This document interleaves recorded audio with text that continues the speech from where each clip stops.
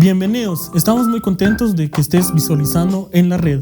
Hoy hablaremos de cómo leer correctamente la Biblia. Comenzamos. En esta oportunidad queremos compartirles unos puntos de los cuales tenemos que considerar de cómo leer correctamente la palabra de Dios. El punto número 1 es siempre preguntarnos qué estilo literario estamos leyendo. ¿A qué me refiero con esto? ¿Qué estilo literario? Recordémonos que la Biblia es una biblioteca y en esta biblioteca cada vez que estemos leyendo un libro tenemos que preguntarnos en qué parte de la biblioteca va el libro que estoy leyendo.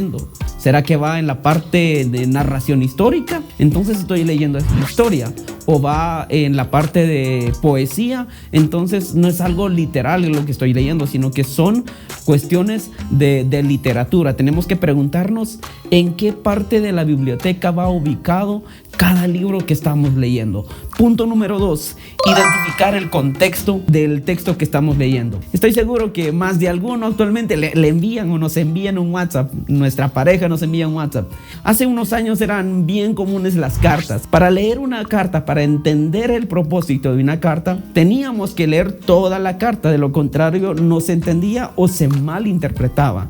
Entonces nosotros, cada vez que leemos la Biblia, no solo leamos una partecita, sino que tenemos que considerar qué dice antes y qué dice después. Lo recomendable es que leamos todo el libro, pero si no nos gusta leer todo el libro, leamos aunque sea todo el capítulo del texto que estamos estudiando o leyendo.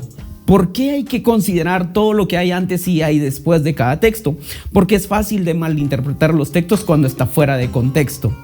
Entonces, hay un texto muy común y se me viene a la mente ahora Filipenses 4:13. Todo lo puedo en Cristo que me fortalece. Esto lo puede usar cualquier persona. Esto lo puede usar incluso un narcotraficante y dice, entonces voy a hacer tal cosa porque todo lo puedo en Cristo porque Él me fortalece.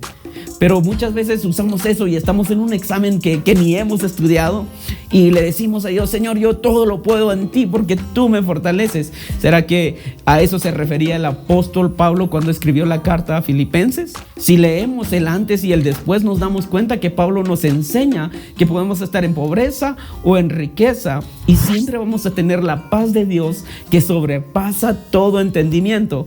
Esa paz que nos bendice, esa paz que no lo da el mundo. Entonces entendemos que todo, podemos ser felices, podemos estar en paz en cualquier momento y en cualquier circunstancia de la vida, porque todo lo podemos en Cristo, porque Él es nuestra fortaleza. También tenemos que hacernos 3 preguntas siempre. ¿Quién lo escribió? ¿Para quiénes lo escribió originalmente? ¿Y por qué lo escribió? ¿Qué estaba pasando alrededor de esta circunstancia? Entonces, así podemos entender los textos que estamos leyendo. Y número 4, leerla siempre en primera persona y no en tercera persona. Personalmente siempre cometía este error y un tutor me decía, Valerio, a mí me gusta cómo nos expones la palabra de Dios. Y cada mañana compartíamos nosotros nuestros devocionales con nuestros compañeros en la base misionera y yo les comentaba siempre que Dios quiere esto de ti, que esto, pero nunca yo dejaba de que la Biblia leyera mi vida. Entonces este tutor me dijo, mira Valerio, es bueno buscar textos para terceras personas, pero es más importante dejar que Dios te dice a ti.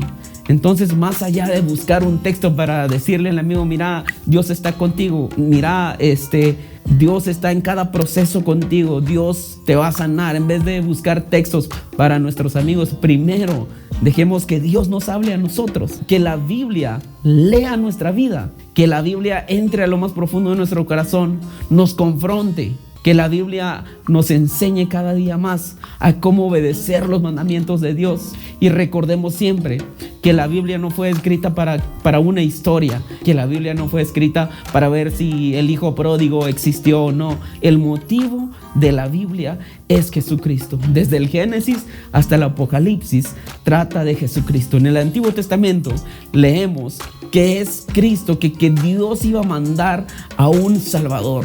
Y en el Nuevo Testamento nos damos cuenta de que ese Salvador había llegado a transformar nuestras vidas, a reconciliarnos con Dios el Padre. Entonces, y en el Antiguo Testamento vamos a Génesis y muchas veces nos sorprende el hecho de que Abraham estaba tan dispuesto de ofrecer a Isaac como sacrificio.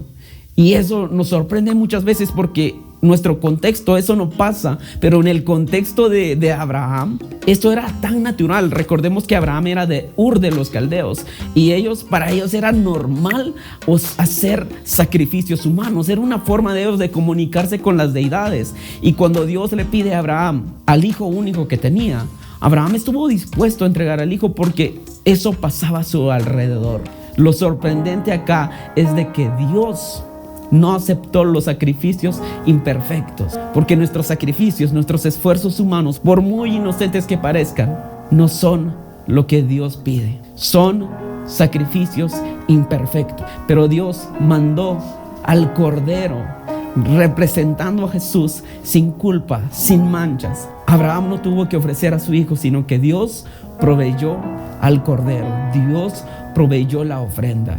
Y en nuestra actualidad, Dios ha provisto a nosotros, a nuestro Señor Jesucristo, como nuestro Salvador. En nuestra actualidad, solo tenemos que creer en Jesucristo, de que Él es el único medio para volver a reconciliarnos con Dios. Y esa es la razón de la Biblia. Por eso es de que tenemos que leer su palabra y entender lo que Él quiere decir, lo que Él quiere hablarnos. Y más allá de leerlo perfectamente y aprender a cómo no leerlo, más allá de eso, siempre recordemos esto, lo que dijo Santiago en su primer capítulo y verso 22. No solo escuchen la palabra de Dios, tienen que ponerla en práctica. De lo contrario, solamente se engañan a ustedes mismos. Más allá de leerlo correctamente, más allá de saber de cómo no leerlo, es ponerlo en práctica todo lo que vayamos aprendiendo. Que Dios les bendiga, nos vemos en una próxima.